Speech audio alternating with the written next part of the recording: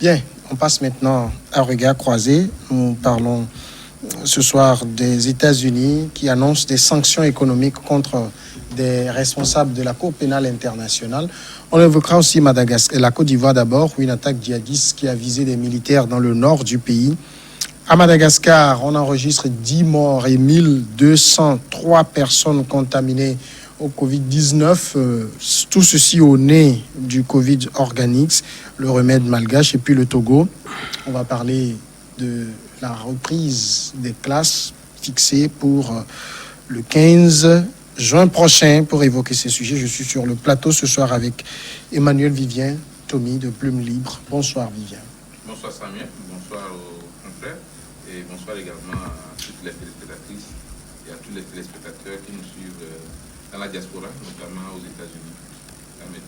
Face à vous, Komi Mayaba, le Sorbonnard. Bonsoir Komi Mayaba. Et bonsoir Samuel, bonsoir le plateau et téléspectatrices, téléspectateurs actuellement qui sont branchés, qui nous suivent de par le monde. Et puis Adam Adjronou de Vision d'Afrique. Bonsoir Adam. Bonsoir Samuel, bonsoir à tous. On commence tout de suite avec les États-Unis. Le président américain a autorisé des sanctions économiques et des interdictions de voyage aux États-Unis contre des responsables de la Cour pénale internationale et des fonctionnaires engagés dans les dossiers afghans et palestiniens ouverts par la procureure de la CPI, Fatou Bensouda.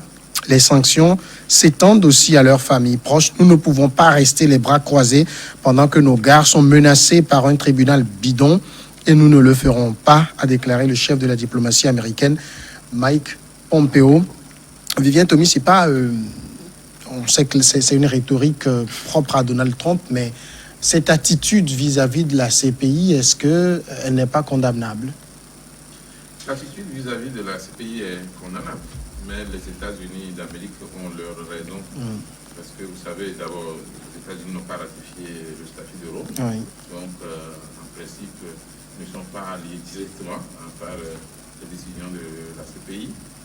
Par contre, ce qui se passe ici, dans ce cas, c'est que ce sont des militaires américains qui sont visés et ils auraient eu à travailler ou bien à mener des opérations sur le sol afghan. Donc, l'Afghanistan a ratifié effectivement le statut de Rome.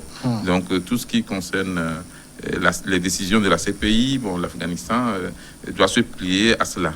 Maintenant, le problème, c'est que les États-Unis ont l'habitude, effectivement, de rejeter d'abord les décisions de la CPI et aussi ne veulent même pas que des enquêtes soient menées sur leurs ressortissants. Le problème pour l'administration Trump, c'est que la CPI n'a pas eu l'autorisation du gouvernement américain avant de vouloir se lancer dans cette recherche pour éventuellement amener les militaires américains à répondre de leurs actes en Afghanistan.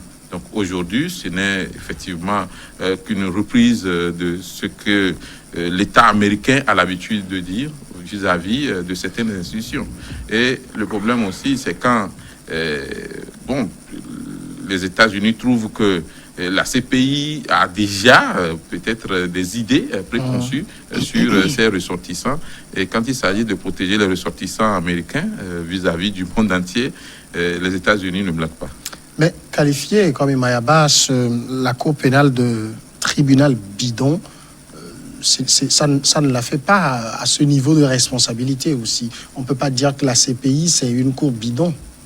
En fait, ce qui se passe avec la Cour pénale internationale, vous savez que depuis un moment, cette Cour a eu des problèmes. Quand je parle de problèmes, parce qu'elle mène des jugements ou peut-être prend certaines décisions qui ne sont pas des décisions qui sont approuvées par même les pays qui ont ratifié le statut de Rome, n'approuvent pas parfois les décisions que la CPI prenne. Mais ça, c'est le propre d'une cour aussi. Oui, je comprends. Mais ici, qu'est-ce qui se passe surtout que les États-Unis, l'Amérique n'a pas ratifié le statut de Rome. En principe, aujourd'hui, pour qu'une enquête soit diligentée sur les ressortissants, enfin sur, comment l'appelle-t-on, les militaires américains, il va falloir avoir une autorisation de la part de l'Amérique. Depuis même, vous voyez que depuis longtemps, l'Amérique même avait interdit cette enquête-là. Et c'était resté dans les témoins. C'est juste après, je crois en mars dernier, qu'ils ont relancé, qu'il y aura encore ils vont ressusciter cette enquête-là au détriment des ressortissants américains. Alors aujourd'hui, quand vous regardez ce qui est en train de se passer, est-ce que c'est l'administration Trump qui est allée vite ou qui donne plus de poids à cette cour, ou bien c'est la cour même qui a failli dans cette mission? Mais ce que nous voyons déjà, si même aujourd'hui il y a les ressortissants ou bien l'armée américaine a commis des crimes sur qui sont des crimes de guerre justement, est-ce que il faille aller à leur poursuite, surtout qu'ils n'ont pas encore ratifié, l'Amérique n'a pas ratifié le statut de Rome. Alors, l'Afghanistan, aujourd'hui, est aussi dans une situation où l'Amérique soutient l'Israël. L'Israël, aujourd'hui, est l'allié de l'Amérique. Et donc, finalement, qu'est-ce qui doit se faire? On est dans le wait-and-see. Est-ce qu'ils vont obtempérer? Puis surtout qu'ils parlent de sanctions économiques. Ouais. Nous allons voir sur le dossier de près pour voir ce qui en est. On va arriver. Adam Adjordou, mais ça j'allais dire, ça accrédite la thèse d'une justice à double vitesse. La justice, elle est plus tournée vers les faibles. Quand c'est les forts, ils ont les moyens de menacer, ils ne sont pas touchés. Et vous l'avez dit, vous savez, cette question repose entièrement une question ça ressuscite en fait d'aller voir le parcours en termes de crédibilité en ce qui concerne les dossiers qui sont donc affectés au niveau de ces cours internationales-là et qui fait d'ailleurs même qui donne un peu de la crédibilité à ce que Donald Trump dit. Vous savez, et c'est vrai que Vivian Tomi l'a dit tantôt, que les pays, il y a certains même pays même qui ont ratifié ce traité qui ne sont pas pour la plupart étant d'accord sur un certain nombre de décisions qui sont prises par cette cour-là. C'est Mayaba qui le disait. Voilà. En témoigne même un certain nombre de pays africains, d'ailleurs même au nom d'une certaine solidarité des chefs d'État africains, qui l'ont invoqué entre-temps en pouvoir donc protéger un certain nombre de personnalités qui sont un peu inquiétées par cette cour-là. Mais cela évoque également une question de mutualisation, de continuation un peu de la justice prise dans son ensemble. Parce que ça, si c'est vrai que les États-Unis ne l'ont pas ratifié, mais lorsque vous faisiez un peu un parallèle, vous constaterez d'ailleurs même que l'efficacité de cette cour-là ou des décisions qui seront prises dans le cadre d'un certain nombre de poursuites ne seront pas efficaces dans la mesure où, tout comme on prend le cas des États-Unis qui disent réellement qu'ils n'ont pas ratifié ce traité et ne trouvent pas opportun qu'on puisse donc poursuivre un certain nombre de ressortissants ou des pays alliés. Donc, vous comprenez que, quelque part, c'est cette guerre froide-là qui revient en surface parce que, certainement, il y a des pays, et ça aussi, on va encore rejeter cette question au niveau des Nations Unies, où il y a certains qui ont le droit de veto, certains pays qui sont titulaires de veto, qui ont aussi ratifié ce traité-là. Donc, ça repose entièrement cette question-là. Mais moi, j'estime que, c'est vrai que je l'ai vu tantôt, je ne l'ai pas encore scruté, et pour en faire une publication, nous sommes sur une plateforme sur le continent où la réponse de la CPI ne s'est pas fait attendre. Je venais de le recevoir, je ne l'ai pas scruté avant d'arriver sur le plateau, où cette cour tient fermement à pouvoir donc continue non seulement dans ce terrain de pouvoir donc engager, disons, cette poursuite-là, mais également rejette catégoriquement cette annonce faite par Donald Trump. Mais nous disons quelque part aussi, étant donné que Donald Trump a habitué le monde entier par rapport à cette sortie. Donc cela, en réalité, c'est vrai que la réponse de la CPI ne s'est pas fait tarder, mais au-delà de ça également, quelle crédibilité donner à ces gens d'annonces quand on sait que ce sont des annonces qui sont faites, et puis le va-et-vient que Donald Trump aussi essaie de faire dans certains prix de décision qui prouvent réellement que c'est une décision qui serait prise à la hâte sans être consultée en fait les sphères décisionnaires qui vont avec. Vivian Tomi, mais ça jette encore plus de discrédit sur la CPI quand c'est une cour pénale internationale. Quand elle ne peut pas faire son travail sur des crimes de guerre, crimes contre l'humanité commis en Afghanistan, en Palestine, parce que là-bas, ce sont les puissants qui interviennent. Alors, pourquoi cet acharnement contre les petits poissons que sont les Africains? C'est une question de 2 poids 2 mesures, justement, puisque, vous savez, quand il s'agit des pays africains, c'est très vite fait. Hein? On en parle un peu, et puis après, bon, ça passe quand même. On a vu quand même le cas de certains anciens présidents africains. Mais quand il s'agit des puissants, là, franchement, il y a un débat qui est ouvert. Aujourd'hui, ce qu'il faut remarquer, c'est que M. Donald Trump a l'habitude de faire des provocations, de lancer des pics. Mais cette fois-ci, c'est carrément toute son administration. C'est pas M. Trump seulement en personne qui, effectivement, attaque la CPI. C'est Mike Pompeo qui a utilisé le mot de tribunal bidon. Bon, ça veut dire que les États-Unis rejettent catégoriquement cette décision de la CPI de traduire en justice des ressortissants ayant servi sur des champs d'opération en Afghanistan. Mais là où le problème se pose, c'est que l'Afghanistan a ratifié le traité de Rome. Et donc, en se fondant sur cette question géographique, on peut dire que les exactions ont eu lieu en Afghanistan. Donc, ceux qui ont eu effectivement à piloter ces opérations doivent répondre aux investigations de la Cour.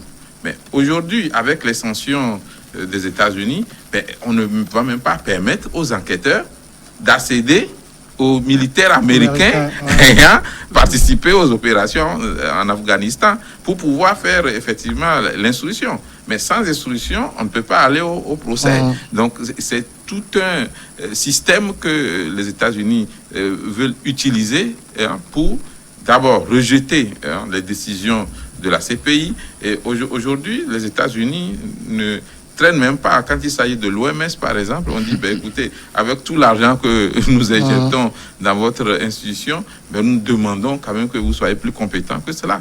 Donc, les États-Unis veulent montrer toujours que, quel que soit le cas, nous sommes quand même une grande puissance et nous pouvons nous imposer. Et c'est là où ça va se jouer, parce que si la CPI faiblit aussi, ça veut dire que c'est quand il s'agit des faibles que vous êtes très, très puissants, actifs. Mais quand il s'agit des forts, vous parlez, vous faites des interviews à la radio et puis c'est tout. La CPI a dénoncé catégoriquement, effectivement, les décisions des États-Unis d'Amérique, mais on attend de voir ce qui sera fait. Bon, ce qui est sûr, sur le sol américain, la CPI aura du mal à mener des enquêtes et à interroger les militaires américains. Mais peut-être s'il y a effectivement possibilité en Afghanistan, oui, on verra bien. Alors, il y a la correspondante de RFI au niveau de la CPI, Stéphanie Moupa, qui a écrit un livre intéressant, il dit « La CPI, le joker des puissants ». Oui, en fait, quand vous voyez... Finalement, c'est ça. Oui, en fait, la CPI aujourd'hui... il reste à voir la crédibilité de cette cour-là. Et quand vous regardez même dans les sphères décisionnelles, de prise de décision, je crois que c'est une cour politisée. En fait... Politisée. Oui, c'est politisé parce que, d'abord, même la cour pénale... Ou même une cour qui défend des intérêts. Oui, c'est défend des intérêts. L'affaire Muammar Kadhafi, on n'a jamais ouvert l'instruction au niveau de la CPI. Oui, effectivement, mais c'est... Dans ce cas précis, quand vous regardez un peu, que dit les États-Unis? Les États-Unis sont en train de dire que, est-ce que ce n'est pas, comment l'appelle-t-on, des manipulations des grandes puissances, puisque eux se disent qu'ils sont dans eux, les grandes puissances. Oui, en fait, ça dit que leurs collègues, parce la que Chine, la Russie, justement. Tout ça, Et donc, aujourd'hui, ils supposent qu'ils sont dans la légalité. Le fait est qu'il y a eu des crimes contre l'humanité, crimes de guerre, au niveau de l'Afghanistan, ce qui se passe au niveau de la Palestine, c'est pire que ce qu'on voit sur notre continent, et la CPI est prête à réagir. Mais c'est la procédure. Quelle est la procédure qui sera adoptée par rapport à cette enquête? Et puis bien l'a dit tout à l'heure. Est-ce que la CPI va mener des enquêtes au niveau, sur le territoire américain, ou c'est vrai que c'est les ressortissants américains qui ont commis ces exactions, qui ont commis ces crimes? Est-ce qu'aujourd'hui, la CPI est capable d'aller sur le territoire américain, mener des enquêtes pour pouvoir aboutir? C'est la question. Donc, aujourd'hui, s'il s'agit que de l'Afghanistan, il n'y a pas de problème, puisque Afghanistan... Les Américains ont déjà décrété des sanctions, même au niveau du voyage. Pour les membres de la CPI. Et même leur famille. C'est là que je dis qu'aujourd'hui, c'est vrai que l'Amérique est en train de prendre des décisions qui sont des décisions vraiment un peu plus robustes. Mais, à mon avis, il va falloir peut-être définir les stratégies par lesquelles il faut passer pour mener cette enquête-là et aboutir. Parce que quand il s'agit d'un crime je crois qu'il y a mener lieu des de enquêtes. justement de faire des Finalement, enquêtes. quand les États africains regardent ces genres de réactions, ils vont se dire, mais c'est nous qui avons été les dindons de la farce en allant rapidement. Heureusement, le Togo n'est pas parti au traité de Rome. En allant rapidement signer, on a fait, tout le monde a sauté, on a signé, et puis après, ça devient, j'allais dire, un fouet qu'on agite sur leur tête. Non, quelque part, ce n'était pas une erreur. Vous voyez, lorsque ces traités-là sont annoncés, pour la plupart du temps, ce sont des bonnes intentions qui en suivent. Et ces bonnes intentions-là, lorsque vous ne prenez pas un peu de recul, pour mieux les scruter avant de prendre donc, la position, c'est ce qui arrive à la plupart des pays africains qui ont ratifié ces traités-là. Mais moi, j'estime qu'on ne peut pas se prévaloir au nom d'une certaine puissance et puis brimer ou carrément brimer les petits. C'est ce qui se passe aujourd'hui avec les États-Unis. Sauf que moi, je crains très fort, quelles que soient ces mesures prises par les États-Unis, que ça puisse aboutir. Parce que, vous savez, comme je le disais, c'est une question de coordination et une question aussi d'amitié. Parce que, vous savez, ces pays-là, lorsque vous prenez au niveau de l'OTAN, ils sont également alliés aussi bien d'un certain nombre de pays qui sont pour à ce qu'on puisse poursuivre les gens. Normalement, cette question-là devait être une question qui doit être traitée par l'ONU. Et aujourd'hui, on constate que l'ONU n'a pas tellement eu un groupe de pression pour pouvoir faire pression sur les États-Unis d'eux-mêmes. Il arrive des fois que l'ONU même soit, la plupart du temps, aussi embêté par les États-Unis, etc. Mais sauf que je sais pourquoi il a élargi réellement ces sanctions-là sur même les familles.